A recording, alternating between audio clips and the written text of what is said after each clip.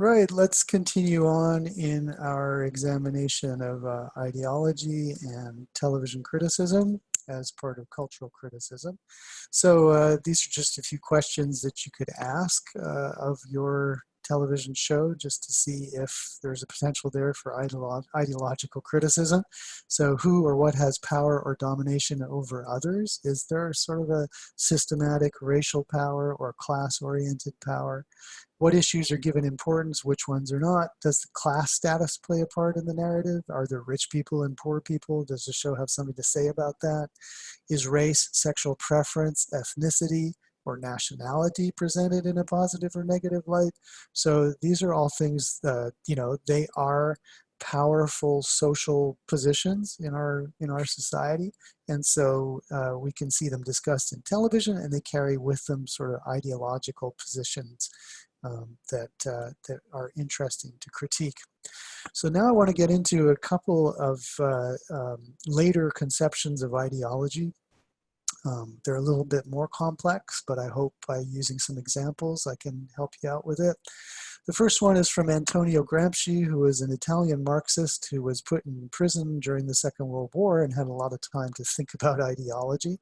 And he thought up a concept of hegemony, I think hegemony, we use a hard G. And this is an idea that sprung out of Gramsci's question as to why the people around him fell for fascism when it was clearly such a bad thing for the country and for others. And he came up with this notion of hegemony, I'll just use the soft G, a way of life and thought that is dominant in society to the point that it seems natural. So this is clearly related to the notion of ideology, but it refers both to the hold, the widespread hold that the idea has in society. So if it's a hegemonic idea, it means pretty much everyone believes the dominant ideological position. And another thing that cultural studies, people like Stuart Hall really got into about Gramsci was the notion that any society, any culture is a site of ongoing ideological struggle.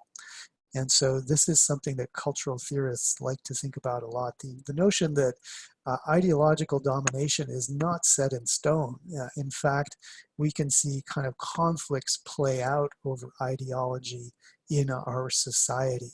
And things change, a dominant patriarchal view right up until the 80s and 90s can be displaced by the Me Too movement and that form of power where men could harass women without, any problem.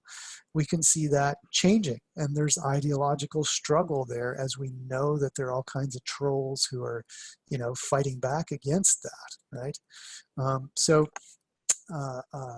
an important aspect of hegemony in Gramsci's view was that people kind of acquiesced, that they let themselves be swept up in the dominant ideology, even though it wasn't good for them. And here's a terrific example from The Handmaid's Tale, which is a very dystopian sort of feminist fantasy sci-fi show. I'm sure you're aware of it. It's had quite a cultural profile. And we can see here the handmaids sort of letting loose their inner aggressions in a way which is absolutely complicit with the power of those that dominate them. So let's take a look at this.